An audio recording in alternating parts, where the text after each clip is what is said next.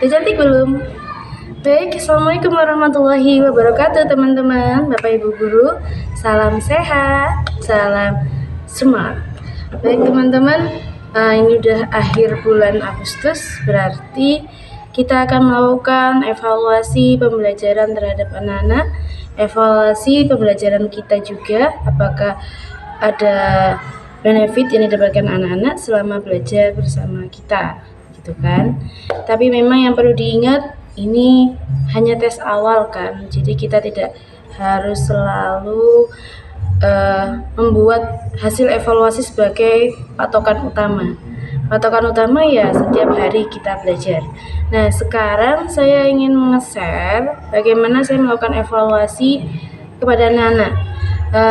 Saya fokusnya untuk scoringnya ya. Jadi saya ingin share nih gimana sih scoring yang saya lakukan, teknik penskoran pada hasil evaluasi anak-anak, baik di ujian, baik di evaluasi apa sekarang istilahnya ya, sumatif ya, masih suka lupa. Jadi apa sih yang harus saya lakukan kalau saya menemukan beberapa hasil evaluasi yang memang unik gitu kan. Jadi anak-anak itu kalau mengerjakan kan memang ada yang salah, ada yang betul, ada yang bahkan salah semua. Nah, saya ini ingin share bagaimana kita mengevaluasi beberapa anak yang memang pengerjaannya kadang tidak fokus sehingga hasilnya salah semua. Apa kebijakan yang harus saya lakukan itu kan. Jadi kalau saya memberikan evaluasi ke anak-anak ketika mereka melakukan kesalahan bahkan jawabannya salah semua, itu saya tidak memberikan skor 0 atau tidak dinilai. Jadi tetap saya kasih tanda sebagai tanggung jawab saya, karena telah memberikan tugas, otomatis saya juga harus memberikan reward, bisa nilai, bisa hadiah. Nah, sekarang kita kembali ke evaluasinya. Gimana untuk anak-anak yang mengerjakan tapi salah semua? Bener nggak sih ngerjainnya? Atau niat nggak sih, gitu kan pertanyaan kita. Nah, untuk menjawab itu akhirnya saya kasih coretan tanda tanya. Jadi tidak saya kasih skor, cuma saya kasih tanda tanya, dan anak tersebut saya panggil, saya suruh mengerjakan ulang. Gitu saja sih. Nah, jadi kita ingin mengkonfirmasi lah. Saya ingin mengkonfirmasi apakah kamu benar-benar mengerjakan, gitu kan. Kalau sudah dikasih tanda tanya, dia mengerjakan ulang, saya koreksi kembali, gitu. Saya koreksi kembali. Oh, ternyata malah kebanyakan yang saya koreksi kembali ini tadinya mungkin gak fokus. Setelah dia mengerjakan yang kedua, nilainya baru bagus, gitu ya.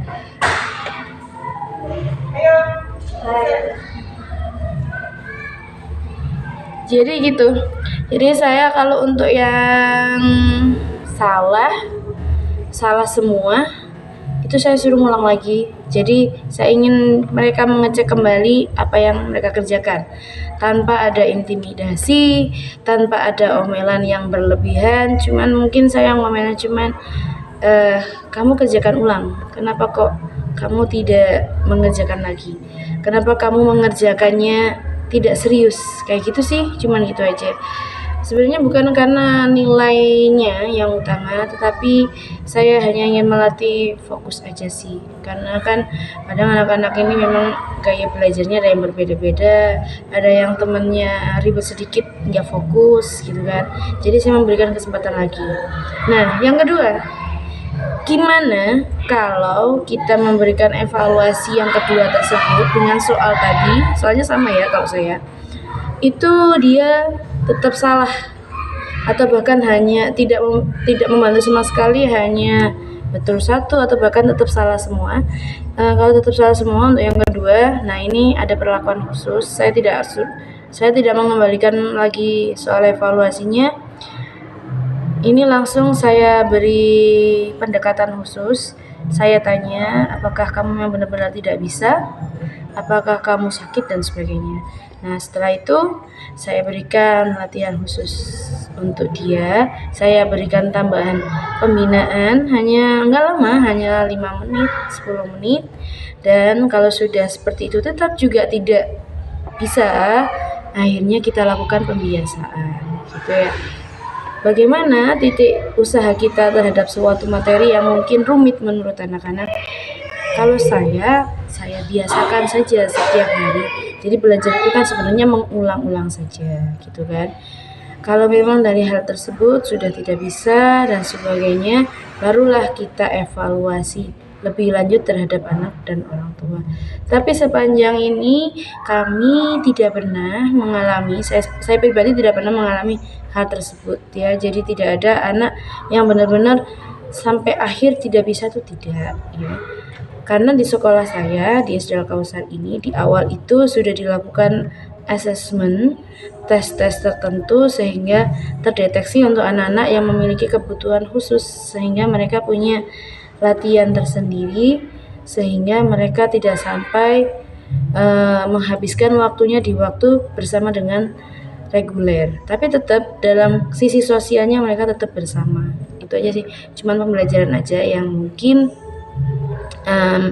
perlu diperhatikan gitu. Sehingga kalau untuk anak-anak pada umumnya sih untuk latihan-latihan tersebut tidak sampai di langkah yang terakhir tadi. Begitu teman-teman. Mungkin teman-teman punya pengalaman sendiri dalam pensekoran, bisa share di kolom komentar. Terima kasih. Assalamualaikum warahmatullahi wabarakatuh.